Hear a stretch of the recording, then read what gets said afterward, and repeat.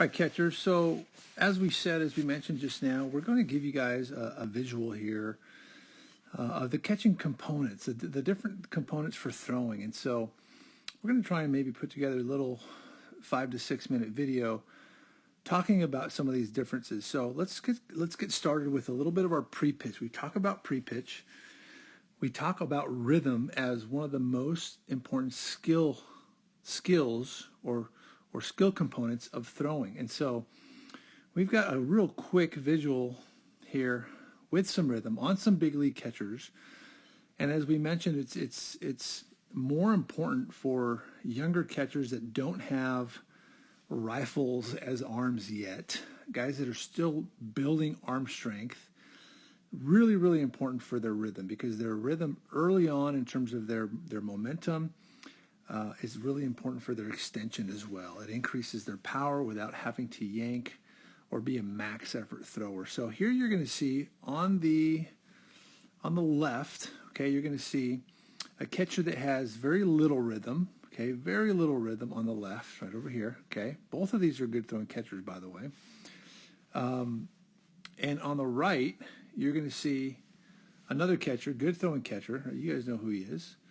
And you can see that his hips are starting to move as that ball is preparing to enter his glove. His hips are really, really beginning to move. Okay, this catcher over here on the left, his hips are moving too. His hips are moving maybe upward a little bit more. And this catcher over here, Gary, is starting to work around the ball just a little bit, Okay, now, catchers in the big leagues tend to sweep their feet a little bit more than we want our catchers to, just because, again, they've got strength through their legs and through their core that is pretty unique and special. And we'll talk a little bit more about direction in a second. But we wanted to give you a nice little look as to what good pre-pitch rhythm and how this knee starts to work inward a bit, and how the hip starts to roll as we line the hips up, right? This is the goal of that pre-pitch, is get those hips lined up, okay? As we move on, we're going to see another catcher here, all right? We're going to see Gary again. You can see another look, okay, at how his hips begin to work. He starts to kind of come out of that secondary stance. This hitter is even beginning to swing. He looks like he kind of goes into a check swing. So catchers can always gauge how aggressive to be in their pre-pitch based on how a hitter is taking a pitch, swinging at a pitch. Maybe he's bunting, maybe he's fake bunting. Coaches will try to teach hitters to hold catchers back by doing that, okay? And we want to still create some rhythm right back in here, right before, maybe 10 feet before the ball enters the catcher's glove, all right? So there's one aspect that we see really well. Another aspect, we talk about transfer. Now, the transferring and the footwork happens together, okay? So let's take a look at the transfer here. So we've got one of our catchers. We've got kind of a nice side view. We've been training with this kid for about 3 or 4 years now. You can see that his momentum towards the pitch is really nice. It's really subtle. He is not taking off upward in his pre-pitch, right? He's kind of a little bit more on plane with the pitch. And this is a tall kid. This kid's 6'2". All right, but let's look at his transfer. Notice how he lets the ball travel. And then as the ball enters the mitt, he allows the ball to just push his mitt back.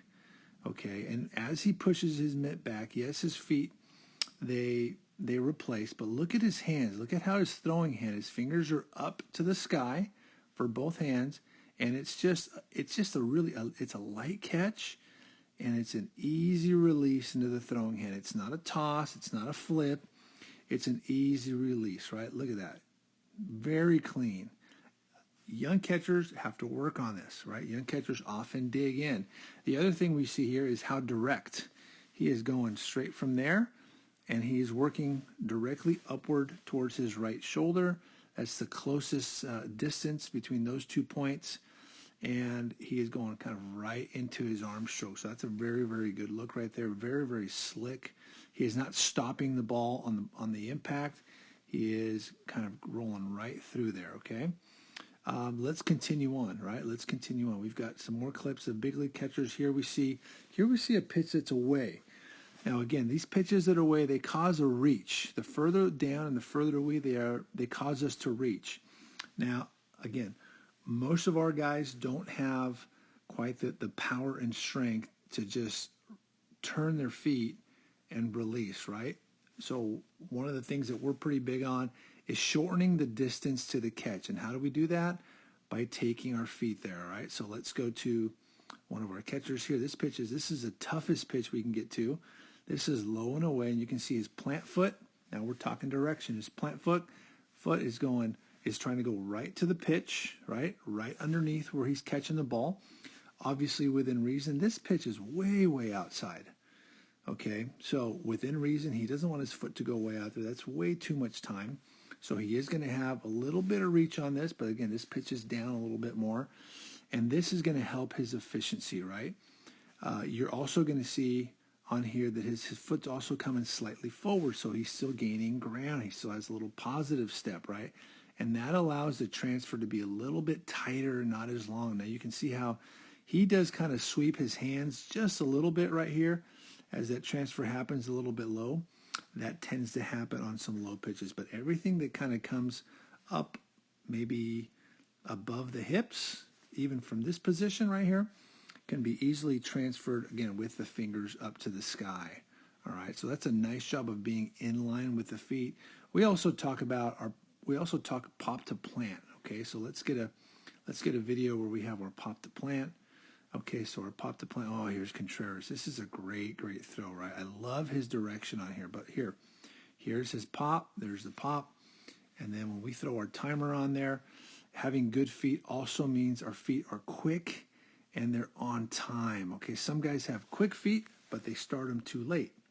All right, a good throwing catcher, right? A good throwing catcher is going to be around 0.22 seconds pop to plant time.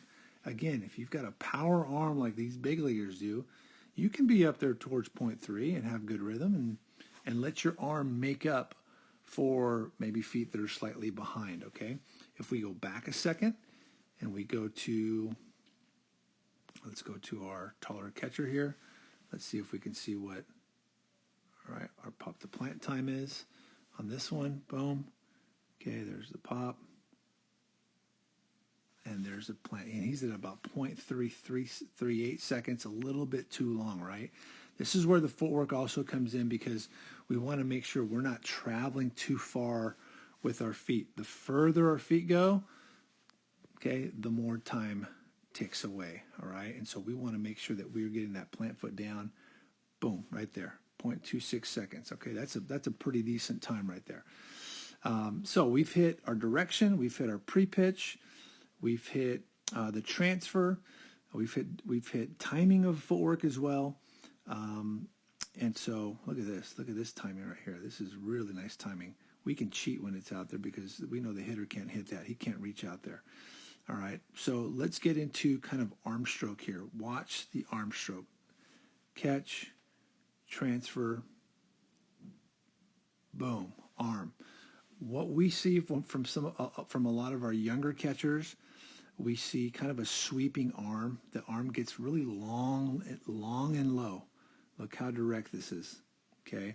And some guys like to transfer out by their mid a little bit as long as that glove is moving backwards slightly. That's the momentum we want to create because the glove hand ends up pushing the throwing hand, boom, right back up into that slot, okay? So that when we get that stride foot down, we're in our launch position right there, all right?